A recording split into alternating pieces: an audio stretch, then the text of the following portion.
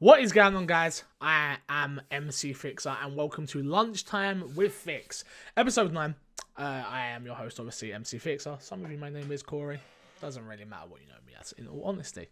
Remember, you get this show every weekday, Monday to Friday, here on twitch.tv/MC Fixer. You can also get it up as a VOD here on Twitch or on youtube.com/MC Fixer. Lunchtime with Fix is like our daily live stream show that we do right here on Twitch. Just going through the news of the day that I usually miss during the day while I'm streaming games, which I no longer do now because of this show, which has been fantastic. Almost 2 weeks in to this show, which is amazing. I'm appreciating everyone's feedback. Keep it coming. Keep the positivity coming. And I love it. Again, you can follow me here on Twitch right now live, or you can hit me up on Twitter or Facebook or Instagram or any of those places. But the big one that we're plugging for the rest of the month, and we always plug it, but we plug it even a bit more this month, especially because of it being what's going on in this YouTube world, is Patreon. Patreon.com/MC Fixer.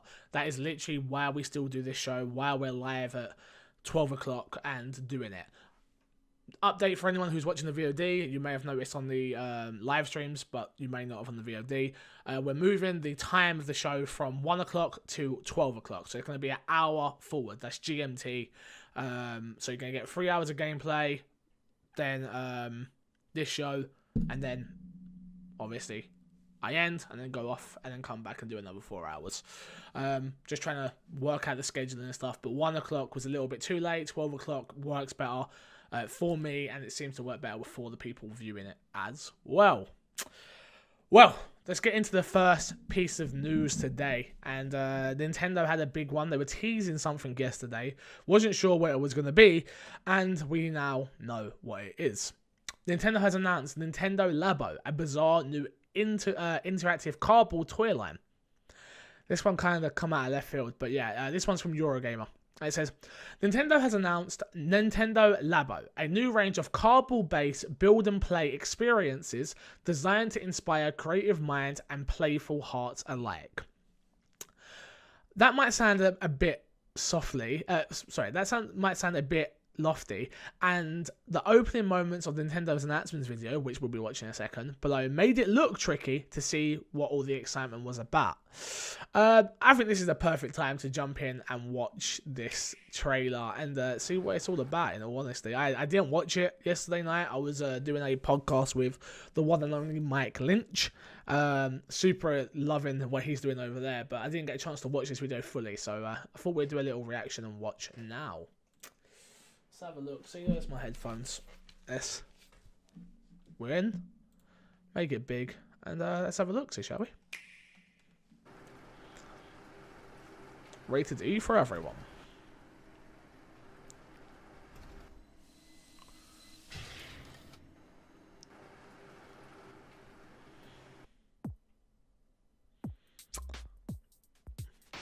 Nice soundtrack.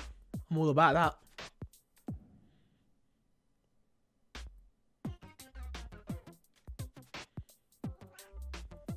Okay.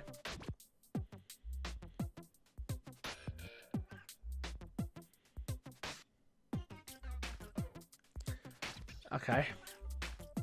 Nintendo are a weird company, man. They're super weird.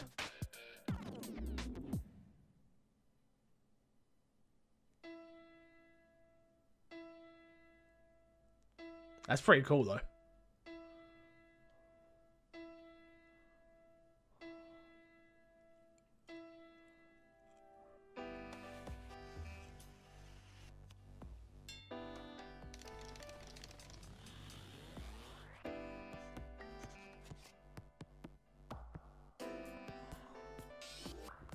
Okay.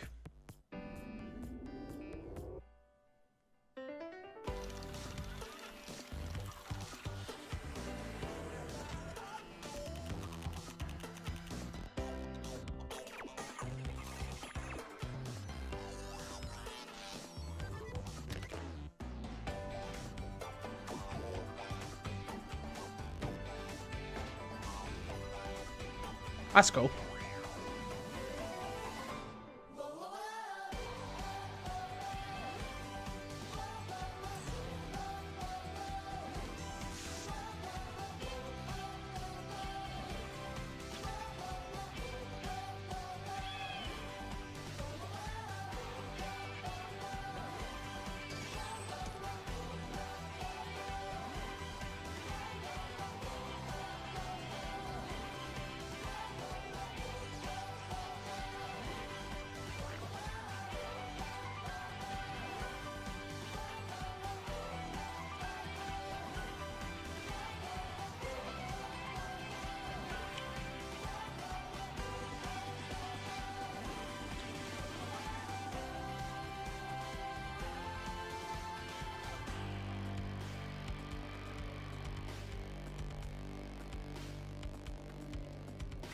20th of the 4th.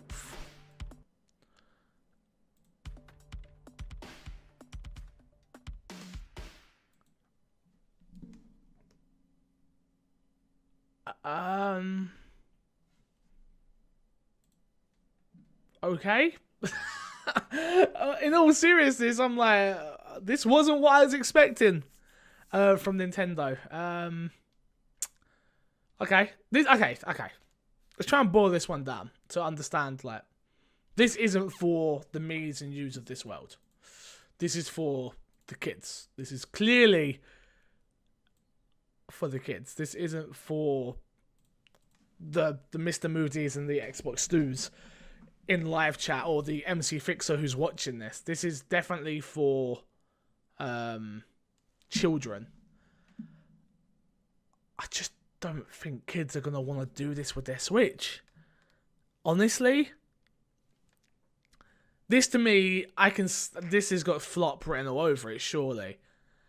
You're using your Joy-Cons and your game screen pad to interact with cardboard, which would intrigue kids on the artsy type, I guess. Yeah, okay.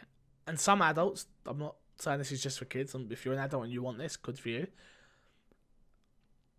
I'm struggling. I'm struggling to see how this will do. I'm struggling really bad. The indie boy, welcome. How you doing? How many broken Switches will there be? Oh, you've got to imagine Joy-Cons are going to be getting broken left, right, and center with this bad boy, right? Like this has got fumble all over it. Like, why? Why did they do this? I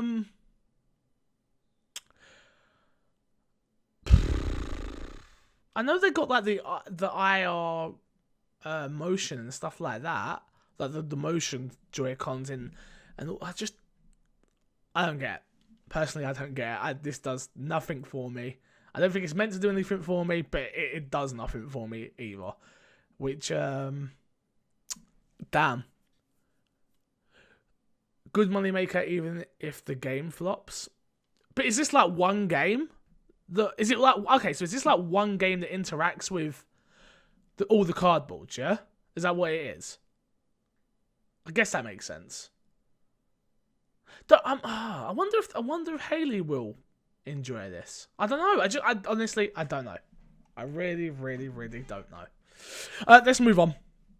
Anyway, on to our next story, and this one comes from Aaron Greenberg, which incredibly excited to have such a deeply experienced and passionate games leader at Matt Booty coming in to lead Microsoft Studios. This is great news for our studios and fans.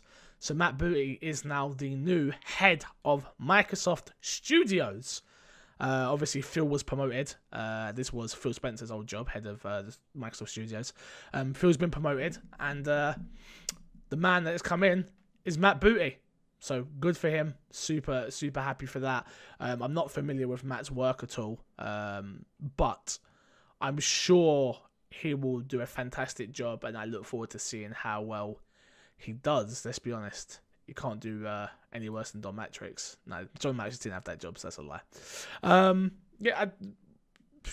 don't know. What is Phil now? What is Phil's actual title? Let's Google. We'll find out. Phil Spencer title. Phil Spencer is now the Executive Vice President of Gaming at Xbox. That is what his title is now. So that is what Phil's doing now. And Matt Booty is now the head of the studios at Microsoft. Interesting. Congratulations to Matt. Like I said, I don't know him personally. Hope to one day meet him and have a discussion with him. Maybe get him on the podcast or something. But good luck and all the best, I hope. All the best. Moving on. There's not much news this week, so it's going to be a really quick week. But moving on, EA Access, a service that I advocate for and promote heavily due to the fact I just think it's an amazing price point. And just for what you get in EA Access, I think it's definitely worth the £20 for the year. But play as much as you want. Black is now available for EA Access members. I think this is the first backwards compatibility title. That's a lie. That's a lie because they put other stuff in it. But Black is now available. I know that game was super ahead of its time at some point. So interested to see how it does this time over. Next piece of news, we got this come from Reddit. So I found this, and some Xbox users have been getting this. I didn't get the message, but on the 31st of January 2018, Metal Gear Solid 5, The Phantom Pain, and WWE 2K16 are leaving Xbox Game Pass. We will bring in members NBA 2K18 and WWE 2K17 starting the 1st 2018 with over 100 games included in your membership. You'll always have something to play. So this is an interesting one because this is the first time I am hearing of a game leaving Xbox Game Pass. Obviously, they've been doing a great job, and we spoke about it yesterday on My Xbox and Me, actually, which Patreon supporters can go get right now. We spoke about that yesterday, about how they're doing such a great job of adding games. This is the first time I've actually seen a game leave, and I'm kind of upset about it in a way. And I remember when Phil announced Game Pass, he was like, games are going to come and go, but we don't really see many games leaving. Don't get me wrong, this doesn't really surprise me. Metal Gear Solid, The Phantom Pain, Konami, I'm surprised I even got it in there the first time. But that's not been in there a long time. I own the game physically, thank God, and I almost sold it due to the fact it's being in Game Pass, but I didn't. Very lucky I didn't, because I would have lost it forever, but very thankful that I know now. So that's good. Good news to know. Good news to know. Fox is working on a new Alien shooter. Foxnet Games, the video game division of Fox, was formed in 2017, has acquired Bay Area game developer Cold Iron Studios, which will work on a new game based on the Alien franchise. The studio's new Alien game will be a shooter for consoles and PC. Foxnet called the acquisition representative of it committed to deliver a new AAA offering across numerous fan favourite properties and original games, the company said in a press release. Cold Iron Studios was founded in 2015 by a former member of the Cryptic Studios Neverwinter Cities of Heroes, including CEO Craig Zinkovich,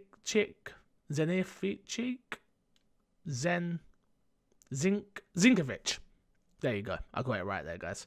And Chief Technical Officer Shannon Poinski. I hope I got that right. I apologize. And the quote we got here from Cold Iron Studios is, Cold Iron Studios has amazing design, craftsmanship, and development talent that we are excited to welcome at Foxnet Games. As we pursue our goal to build a multi-platform media-generated portfolio of great games, Aaron Loeb, president of the studios at Foxnet Games, said in release, I am a personal fan of Cold Iron's previous work, and all of us at Foxnet Games are thrilled to be working with them as they create an action-packed, persistent world steep in mysteries and beyond the Alien universe. So, for you Alien fans out there, who obviously we haven't had a new Alien game for 2013, 2014, something like that, I believe. I think that's right. I'm not an Alien fan. The first film was, I liked the films just fine. Never played the games, any of them. Just that franchise just didn't really do it for me. But we are going to be getting a new one at some point in the near future. So be hyped for that, I guess. Even if you're not hyped, then don't be hyped for it. I can't force you to be hyped for things. I'm sorry. Next piece of news is all about Microsoft again. And it says Microsoft launching the Xbox One X in India on January 23rd. Microsoft has sent out invites to the media for an event on January 23rd where the company is expected to launch the Xbox One X in India. The high-end console made its debut back in November, featuring a 2.3 gigahertz octa-core CPU and Radeon GPU with 40 compute units and hit 6 teraflops. The result is a native 4K gaming on the console that's touted to be the most powerful console in the world. All of the performance comes at a price, with the Xbox One X estimated to retail at, I don't know what the Indian currency is, but it's 44,990 in the country, which comes out to be around $700. That's a $200 markup from what console retailers are doing in the US. So Xbox are trying to reach out to different markets, which is awesome. Obviously, we want to see the Xbox One X do well, and the PlayStation, don't get me wrong, but the Xbox is trailing right now, so I want that to do better due to the fact that that's where I play. Just a little story there I wanted to add in. Let's talk about everyone's favourite game of the year that's coming up, Metal Gear Solid Survive. Metal Gear Solid Survive requires a constant internet connection and has microtransactions. With just a month to go before its release, Konami has confirmed some major details about Metal Gear Solid Survive, the first new entry in the series since series creator Hideo Kojima left the company. One of the biggest new pieces of information we learned during a recent preview session was that the game will require a constant internet connection to play, even for single player. This is not totally unheard of in games as Destiny 2 and other online-focused games require a persistent internet connection across all models. Konami said Metal Gear Solid requires a constant internet connection so the game can offer a seamless experience as players move between single-player and multiplayer. Metal Gear Solid Survival's online connectivity is required. We've built to support a seamless integration between single-player and co-op. This will also enable us to provide ongoing content post-launch. Now, I am definitely on board with the fuck Konami hashtag. I'm definitely there. I have no problem with that. It doesn't bother me at all. I also have no problem with saying if something is good when I play it. And the beta's coming out this weekend, if I'm not mistaken for this. I'm thinking about downloading it and playing it and seeing how it is, because I love zombies. Obviously, I enjoyed what I played the Metal Gear Solid 5, like the gameplay, but I don't like being sneaky. And that game is so obviously stealth focused that I just couldn't get into it the way a lot of other people did. So I'm actually gonna play this and hope to enjoy it. I hope it's good. I really do hope it's good. I know some people, hard-working people out there, worked on this game, so we shall see, though. We should definitely see. I'm definitely not holding my breath on this one, I'll be honest with you all. We got a sneak peek tease of the new Tomb Raider film, and it's literally 13 seconds long, but I thought, why the heck not? We might as well watch it together. And let's go.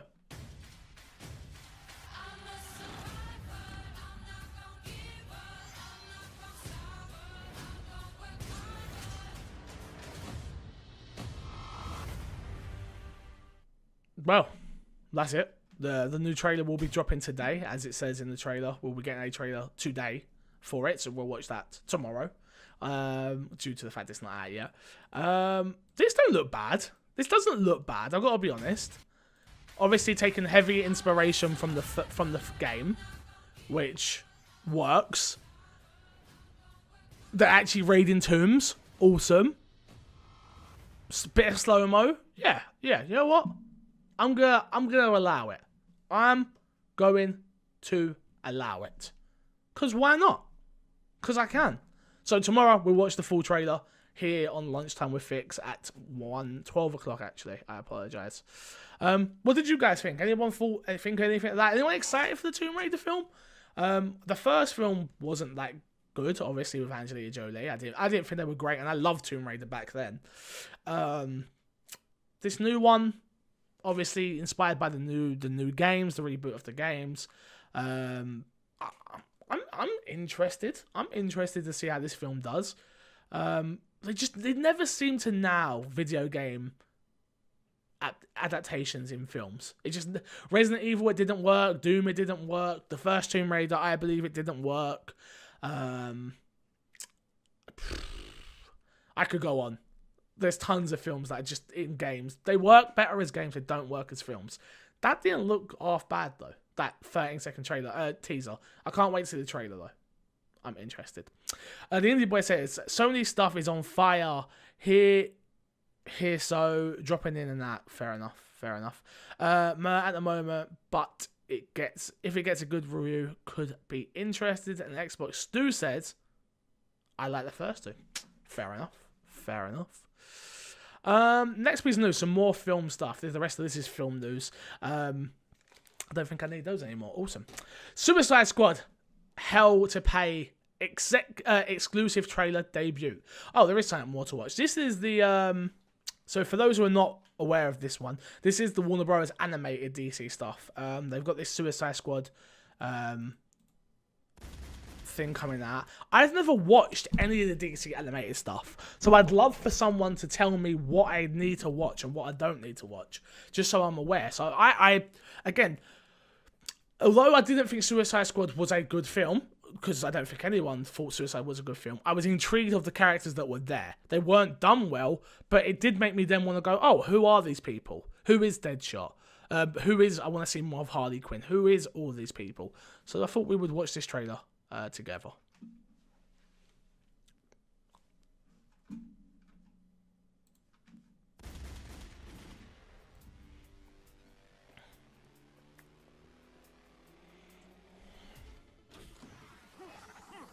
That's Captain Boomerang. Oh, okay, cool. Oh, Deadshot's not black. Interesting.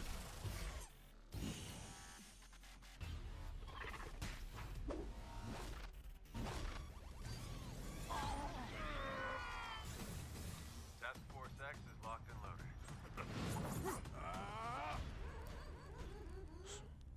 He's history's bloodiest tyrant. Find him. It's the guy from 300. It's Gerard Butler.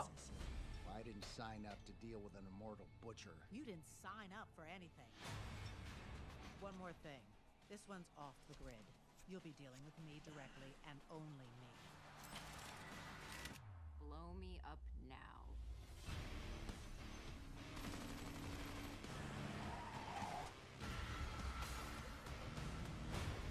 I don't take orders from murderers. Not even if I said please. Keep your heads on the mission if you want to keep them on your shoulders. Oh! They're still bad guys then. Summoned.